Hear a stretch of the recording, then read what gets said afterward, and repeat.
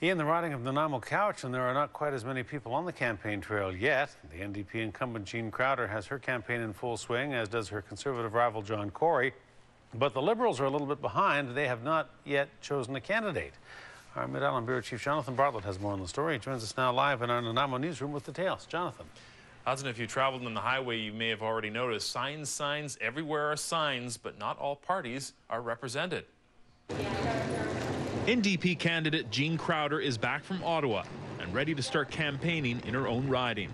I've landed on the ground, both feet. My campaign offices are operating. Her Duncan campaign office is still being set up. No phones yet, but lots of volunteers ready for the challenge ahead. You can never take anything for granted, and as always, our campaign team and myself will be out there working hard, and it will be up to the voters on Election Day. On the other side of town, Conservative candidate John Koury is pounding the pavement. We've got our crews out putting up signs. We're putting the finishing touches on our campaign office. Getting out into the riding, knocking on doors, and shaking hands is Koury's focus today. Many of them are mad that there is an election. They don't think that this election is necessary, and frankly, they think it's a waste of time and money. Election signs are sprouting up all over the riding, on lawns and beside the Trans-Canada Highway. It's still early in the campaign, but where are all the Liberal election signs? Good question. In fact, where's the Liberal candidate?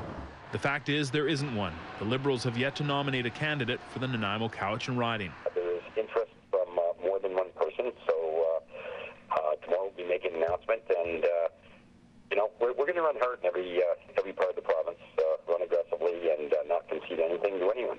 You guys did an incredible job with the signs. The NDP candidate says the focus in her campaign will be the well-being of seniors. We've got a higher than provincial average of seniors in our riding. I hear from lots of folks about worried about their private sector pensions. Housing is always an issue here, always. The Conservative candidate says this riding needs a strong, effective voice in Parliament.